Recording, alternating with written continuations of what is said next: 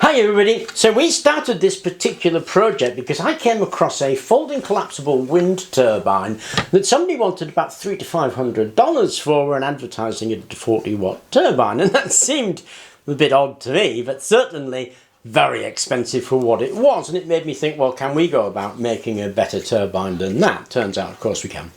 But it does raise the issue about how do you go around designing a wind turbine? Now, wind turbines themselves are actually fascinating things because they're pure physics and maths. You can just calculate all of this stuff. And of course, you may not want to calculate all of this stuff, in which case there are actually a whole host of wind turbine power calculators available online. I use Omni Calculator quite a lot actually, where you stick in the wind speed and the size of this and it'll give you estimations of all the power that you want. And that's because wind turbines act by interfering with an area of wind. This blade length, the wind here won't do anything. The wind has to hit the blade. So this section here is what the wind is going to pass over, and that interferes with the wind, causing it to turn. And of course a wind turbine takes the mechanical energy of wind and turns it into electrical energy. Now I'm only showing you the math to demonstrate that the math is actually there. You can calculate this stuff if you want, but you don't need to be afraid of the math because there's a ton of calculators. You can just jump straight to them and put the figures in and read the figures that come out. You don't need the math, but you do need the calculator because it tells you immediately whether somebody's offering you a BS or not. And the wind turbine we demonstrated will perform, as they say, it is at 40 watts because another factor, apart from the area the thing catches, is the wind speed. And that's because it increases the volume of the wind that's hitting the blade, and that has an impact. So the wind speed really, really matters. And it's the cube of the wind speed. So although at 4.5 meters per second, we'll only get about 2.6, 2.8 watts out of this. At 12.5 meters per second, we'll get about 40 watts. So let's have a little summary. The first thing to do when designing a wind turbine is decide what kind of power output you want. So let's say you want 500 watts. If you want 500 watts, is the 500 watts available to you? So what kind of wind speed do you get? Now sometimes you can go for the greatest wind speed and produce 500 watts when it's really blowing hard, or you can go for a middle wind speed, or you can go for a really low. You've got to decide what your target wind speed is. Now, the Met Office here in the UK provide wind speed average figures across the whole of the UK. You can just look it up and find out what your average wind speed is. So knowing your average wind speed and knowing the amount of power that you want to generate, then you can look up on Omni Calculator how big is that wind turbine going to have to be with that given wind speed and that given power requirement. You just plug the figures in, it'll tell you how big it's going to be. Now the assumption is it's going to be about 30% efficient, and that's a reasonable assumption given the BETS limit, that 30% is going to be round about what you're going to be getting, because that's certainly round about what you're going to be able to buy. That will tell you how big that has to be in order to meet that power requirement with the available power you've got in your area. These, of course, are starting points, because the next thing we're going to do is turn that power into electricity. Now, when we've captured the mechanical power by using something like this, I mean, this is a horizontal wind turbine design. You can, of course, get vertical wind turbine designs. But once we've got the mechanical power available to us that we're capturing with our wind capture device, then we can move on to the motor. Now, a lot of people will approach me with the motor first, saying, I've got this motor. It's rated at 36 volts, takes about 10 amps, so surely it should produce 360 watts. Well, it will do if you put more than 360 watts of mechanical power in, because of course it's got losses. So you're going to need to put in something like 450 watts of mechanical power. In order to do that with this size of wind turbine, well, I'm going to need to take it into the next tornado and hold it just at the edge of the centre. All the best will in the world, that motor is not going to produce 360 watts with that on it, because there isn't 360 watts of mechanical power available. What a wind turbine does is capture mechanical power with this bit, turn it into electrical power using the motor, and it can't have more electrical power than there is mechanical power going in. So the worst place to start is with the motor.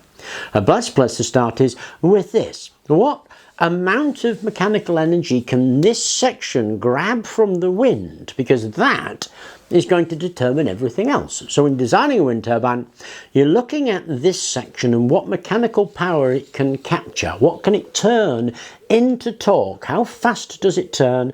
What kind of torque are you getting out of it? Those are the things that you really need to know when beginning to design a wind turbine. How much amps and volts it puts out is actually pretty trivial. It's how much energy it can capture, and it can only capture less than what's available in the wind. And then how does it turn that into torque and rotation? Those are the things you're really interested in. Now they're pretty standard for these standard designs. They're pretty well known, and there's an awful lot of help in these online calculators to tell you what that speed and torque is likely to be for any particular design. They all function in roughly the same way. They're all round about 30% efficient or so.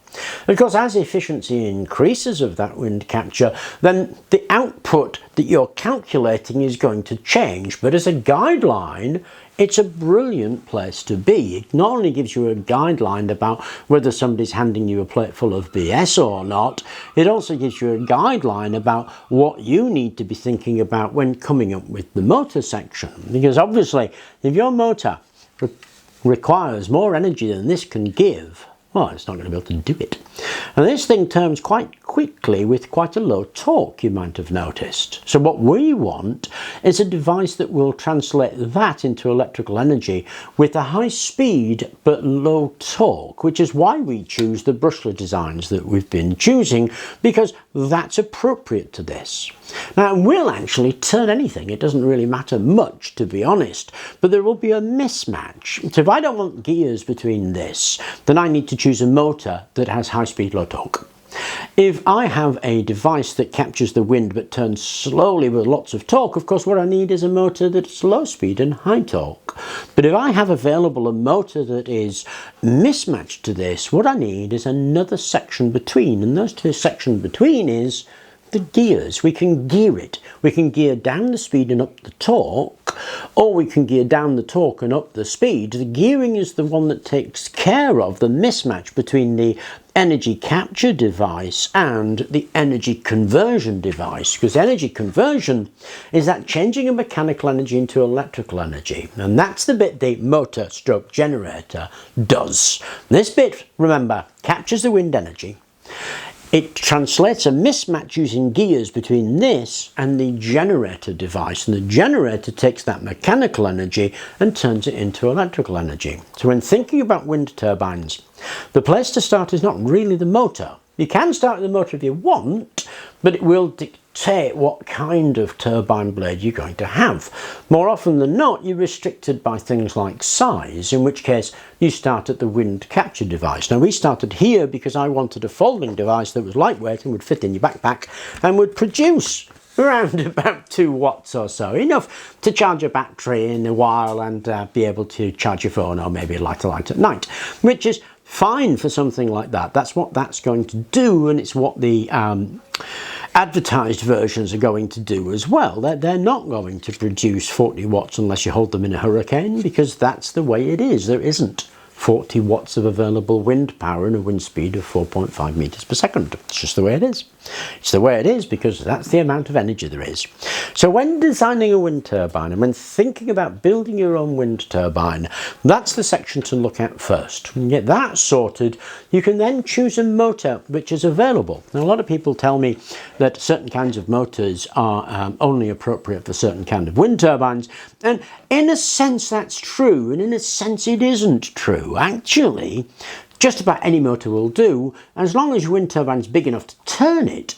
If it's a mismatch between speed and torque, well, you're going to have to put gears in there. To put gears in there, you can match them up, which is the job of gears. Anything pretty much will do. If you don't want to do an awful lot of building, then of course what you need to do is find something that's going to match this bit. So this bit, like this one, turns at high speed with low torque. Well, you need a high-speed, low-torque motor. And that's going to be something like a stepper motor or a brushless motor or maybe an axial flux design. Something that's appropriate to this. But it doesn't need to be. it can be matched with gears, but this bit is going to be the bit that you really need to work out. Now, there are lots of designs, including this one, incidentally. There are lots of designs out there. There are lots of free designs that you can make or print, including things that you can cut from pipes, things that you can print out yourself. And they're all going to be round about that sort of level, sort of the 25 to 30% efficiency level for something like that. And that's more than acceptable for a device that you're going to be making at home, because that's round about what they are when you buy them as pre-made stuff anyway. Anyway, I understand that people are having problems working out how to make a start on this, and they're finding a motor thinking I can make that a wind turbine. And yes, you can. Then you're better off starting with this bit and then finding a motor that fits. I hope that helps. Hope it makes sense. Thank you very much for watching, and please do remember to like and subscribe.